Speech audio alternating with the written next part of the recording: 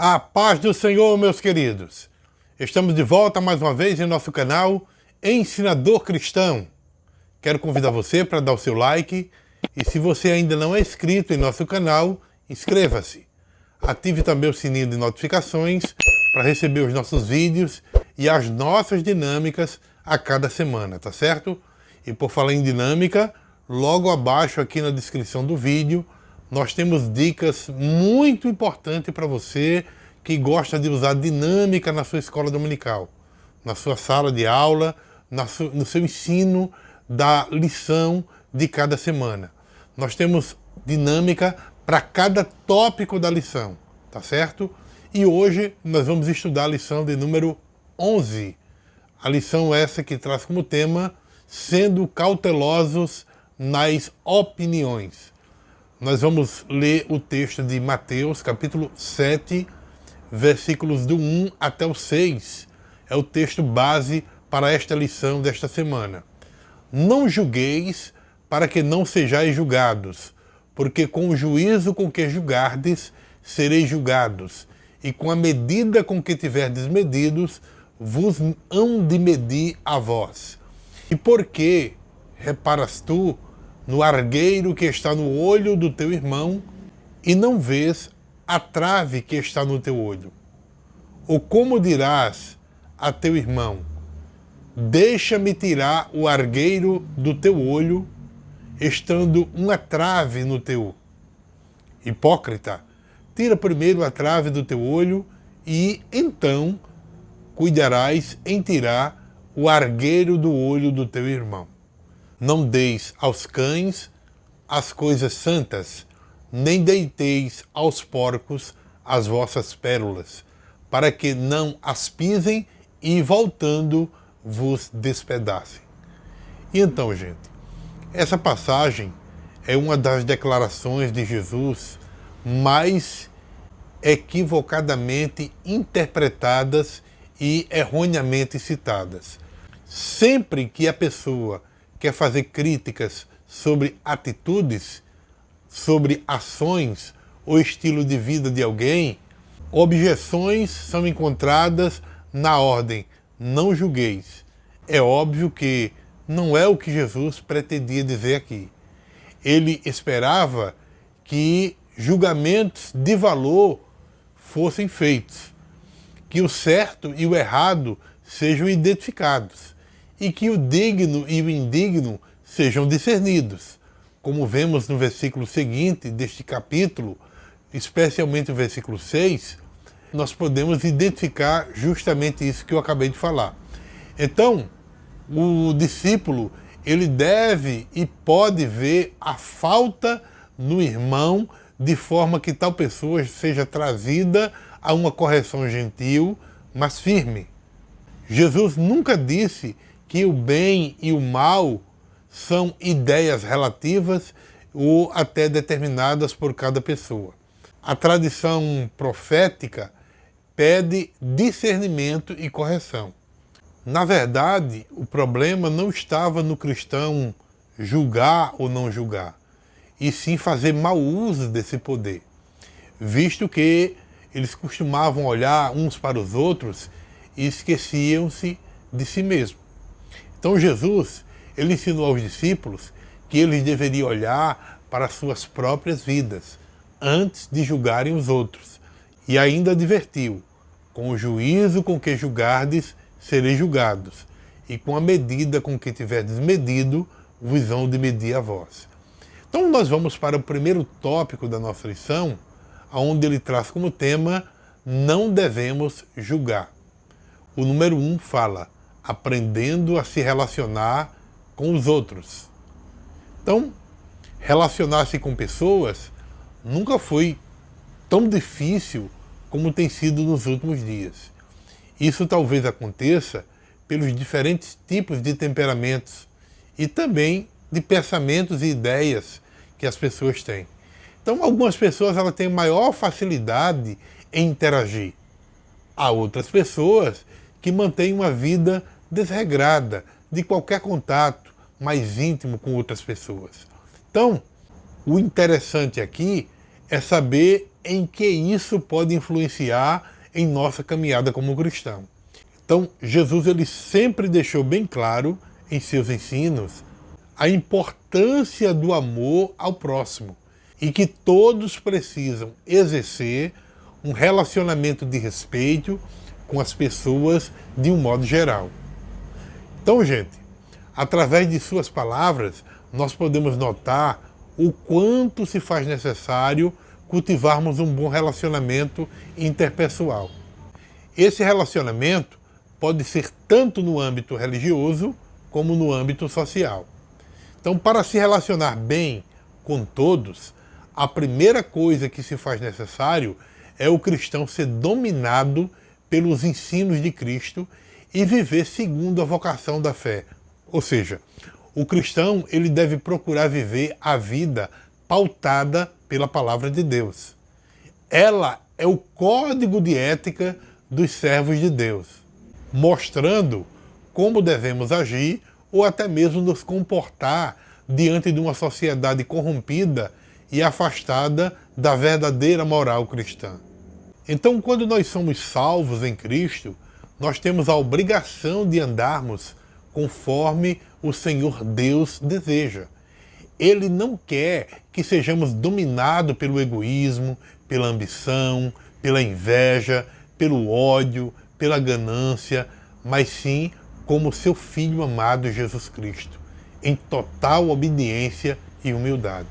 Dessa maneira, nós desenvolvemos um relacionamento saudável, da forma como as Escrituras nos pedem. O número 2, ele diz o seguinte: ninguém deve ser julgado. É um questionamento, é uma pergunta, né? Será que ninguém deve ser julgado? Essa pergunta é bem interessante porque o texto ele é bem claro e não permite outras interpretações. O mestre ele é bastante enfático. No versículo 1 ele diz: não julgueis. A grande questão é como pessoas dentro de uma sociedade dividida, muitas vezes em partidos, em grupos, tanto político como religioso, pode viver uma vida desta forma. Então, cada facção ela reivindicava a posse da verdade e assim punha-se a julgar as demais pessoas ou os demais grupos. Na realidade, os discípulos eles foram forjados nesta sociedade e mesmo depois de estarem com o mestre, eles ainda disputavam entre si. Quem entra em uma disputa não faz sem intenção de ganhar. E para isso, lança mão de todos os tipos de artifícios e argumentos para que o seu ponto de vista prevaleça. Ao final, o comportamento é o de alguém que se acha capaz de julgar as demais pessoas, tendo a si mesmo como a base e a referência. Infelizmente, quem se acostuma com uma prática faz do costume de julgar os outros o seu estilo de vida. Ao olhar as falhas do irmão, nós devemos perguntar: como eu gostaria que olhassem as minhas próprias falhas? A resposta é com amor, misericórdia e desejo sincero de ajuda. Então, a posição do cristão é de ajudar o irmão a corrigir o erro com mansidão. A empatia, e não apenas a simpatia, sendo colocada no lugar da pessoa para encontrar as soluções. John Stott, ele diz o seguinte: o discípulo de Jesus é um crítico no sentido de usar o seu poder de discernimento, mas não um juiz no sentido de censurar. O número 3 desse primeiro tópico, ele diz: o julgamento defendido por Jesus. Isso aqui é bem interessante, porque a Bíblia de Estudo Palavra-Chave, em seu dicionário do Novo Testamento, ela afirma que o verbo krinou, traduzido no versículo 1, né, como julgar, significa propriamente distinguir, ou seja, discernir, tanto mentalmente como judicialmente. E, sendo assim, julgar, condenar, punir, vingar, concluir, também condenar, maldizer, decretar, determinar, estimar, julgar, recorrer à lei ordenar, questionar, sentenciar, pensar, enfim. Então nós, considerando este versículo posterior, não seria forçado dizer que a expressão ela tem um sentido de julgar com o objetivo de sentenciar, ou seja, condenar e proferir um castigo à altura. Ocorre, porém, que neste sentido o julgamento só cabe a Deus, que conhece perfeitamente tudo. Nem mesmo o mestre ele colocou-se nessa condição de julgar as pessoas. Assim, os discípulos, ao menos agora, não devem sentenciar a ninguém, pois não têm prerrogativa para isso. Quanto ao exercício do julgamento futuro, tanto Jesus como os salvos, no dia determinado pelo Pai, deverão exercê-lo. Mas a grande pergunta é: qual o tipo de julgamento foi aprovado por Cristo? Na verdade, é quando julgamos atitudes e não pessoas. Quando julgamos coisas e não pessoas. Quando julgamos fatos e não pessoas. Ou quando nos autoavaliamos e julgamos a nós mesmos. Que usemos a nossa potencialidade crítica para discernir e conduzir bem os nossos relacionamentos com as pessoas com as quais nós convivemos. O segundo tópico da nossa lição traz como tema: devemos primeiramente olhar para nós mesmos. O número 1 diz: cuidado com o juízo exagerado sobre os outros. Isso aqui é bem interessante porque quando nós lemos o texto de 1 Coríntios, capítulo 11, versículo 28, especialmente na Bíblia Almeida Revista e Atualizada, Paulo ele nos aconselha sempre a examinarmos a nós mesmos para sabermos se estamos de fato, verdadeiramente vivendo a fé em Cristo. E assim nós podemos participar da ceia do Senhor. Então, quando fazia alusão a essa questão do autoexame, antes da participação da ceia, ele objetivava livrar o participante da ceia de um juízo divino, caso não estivesse com a sua vida correta diante de Deus. Então, quem faz um autoexame constantemente, ele descobre suas falhas e também as suas fraquezas.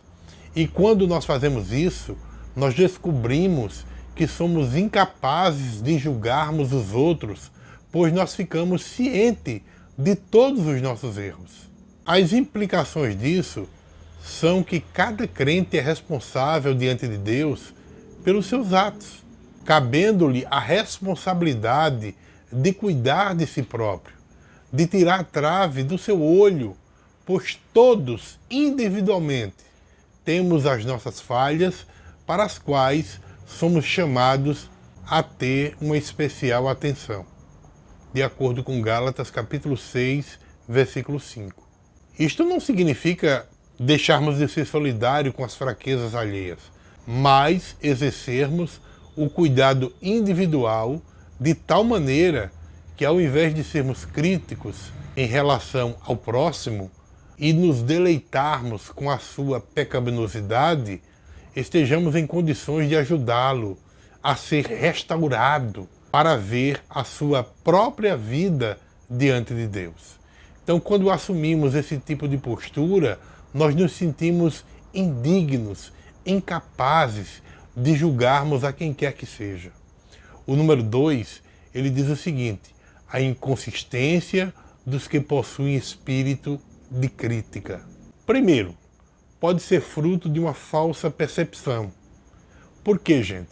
Porque nem sempre a ótica sobre a qual nós estamos olhando a vida do semelhante corresponde à realidade dos fatos.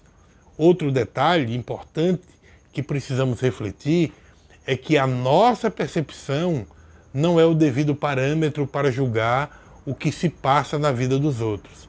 Só Deus tem a capacidade de conhecer o coração do ser humano.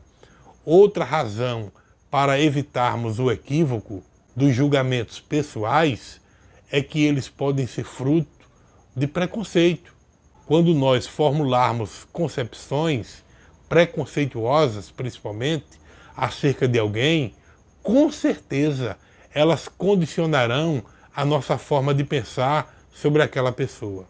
Então, para o gigante e preconceituoso Golias, o franzino Davi jamais teria condições de derrotá-lo.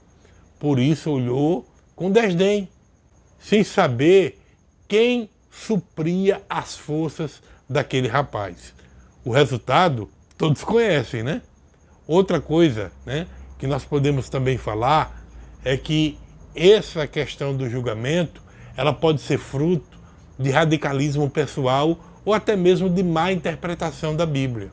No primeiro aspecto, estão aqueles casos em que os pontos de vista de cada um são mais importantes do que a questão em si mesma. E quando aqueles que julgam não se permitem olhar o próximo sobre outra ótica que possa pintar-lhe um quadro muito mais favorável.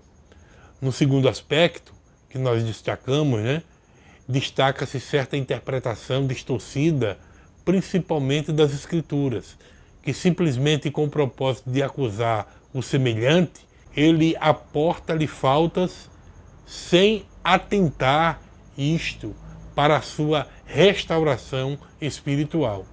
E o uso de texto muitas vezes até isolado, como fez Satanás quando foi tentar Jesus lá no monte, né? Então, gente, o que podemos ver diante disso é que até mesmo um massacre espiritual, sem que haja qualquer preocupação em salvar uma vida do indivíduo, é que muitas vezes é o que vem sobre a vida de muitas pessoas quando eles estão julgando. O número 3 desse segundo tópico diz o seguinte: o que fazer para não julgarmos precipitadamente os outros? A lição diz o seguinte: primeiro, é preciso ter consciência de que temos falhas e imperfeições, embora não tenhamos mais prazer no erro. Então, gente, quem é competente para perceber um pequeno defeito nos demais, também deve ser suficientemente capaz para perceber os seus grandes erros e também mudar de atitude. Em segundo lugar, nós precisamos nos relacionar com as pessoas com o mesmo amor que um dia Jesus Cristo teve para conosco, de acordo com João 3,16, né? Pois o amor não faz mal ao próximo. E o que é que podemos ver disto aqui?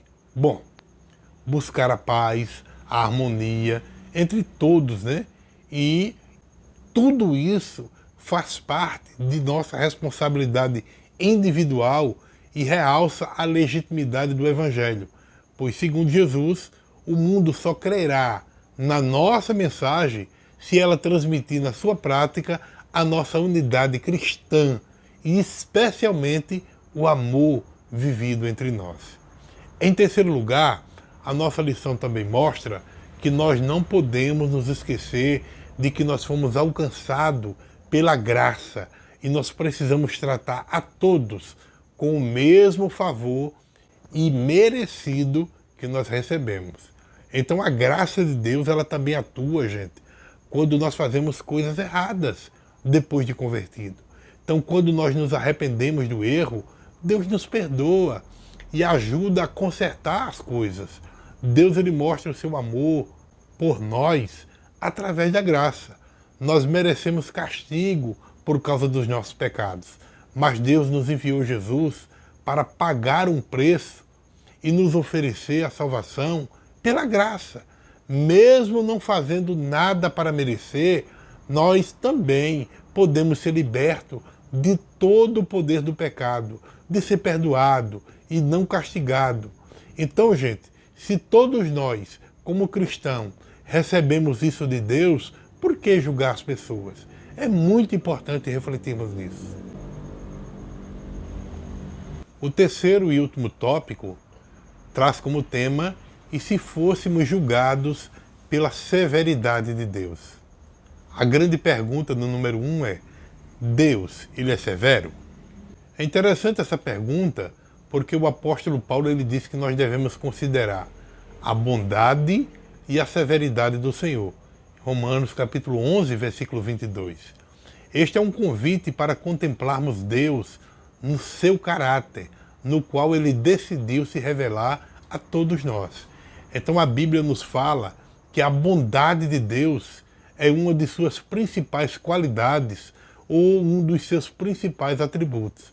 E faz parte da essência de Deus, ser bom, ser generoso.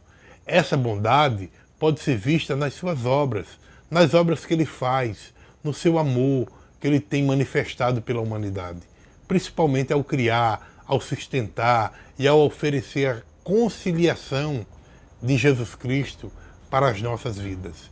Então, no que tange a severidade de Deus, ela é empregada, mas para aqueles que pecam deliberadamente e não se arrependem dos seus pecados. O juízo de Deus é uma certeza, pois o Senhor ele abomina todo tipo de pecado. A sua ira, contida desde a fundação do mundo, contra toda espécie de maldade, de iniquidade e também contra toda injustiça que acontece debaixo do céu, que, aliás, Deus tolera por amor à igreja. E também será derramada sobre toda a terra. Então, gente, há uma linha invisível que separa a paciência de Deus de sua ira.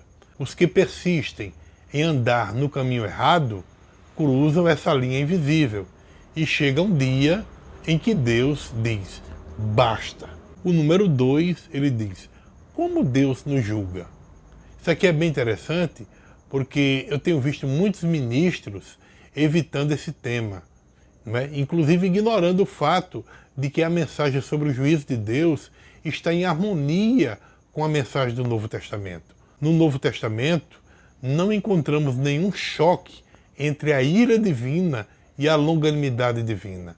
Pelo contrário, ficamos certos tanto da bondade como da severidade de Deus. Falando para os Colossenses, Paulo os alertou, fazei, pois, morrer a vossa natureza terrena, prostituição, impureza, paixão, lascívia, desejo maligno e avareza, que é a idolatria. Por essas coisas que vem a ira de Deus sobre os filhos da desobediência. Colossenses, capítulo 3, versículos 5, 6 e 7. Então, gente, Paulo ele está falando de um tipo de comportamento que atrai a ira de Deus. E para que essa ira não venha sobre nós, no versículo 5 e também no versículo 8, ele nos orienta a mortificarmos, a despojarmos desse tipo de comportamento. Esse cuidado, ele se dá pelo fato de que o alvo da ira de Deus é o pecado. E se estivermos intencionalmente associados com ele, inevitavelmente seremos alvo dessa ira divina. A nossa lição de escola dominical diz o seguinte, o crente deve ser consciente de que Deus ele é justo, estabeleceu um governo moral no mundo e disponibilizou as suas leis para serem praticadas. Quando as leis divinas são observadas pelos seus filhos, Deus os recompensa, mas quando elas são quebradas, há uma consequência e também sanções. O julgamento do Senhor não é feito pela aparência dos fatos, pois ele conhece o mais profundo do nosso coração e também das nossas intenções. Veja o que diz agora o número 3 desse terceiro e último tópico. O exemplo da justiça de Deus na vida de Davi. Isso aqui é bem interessante.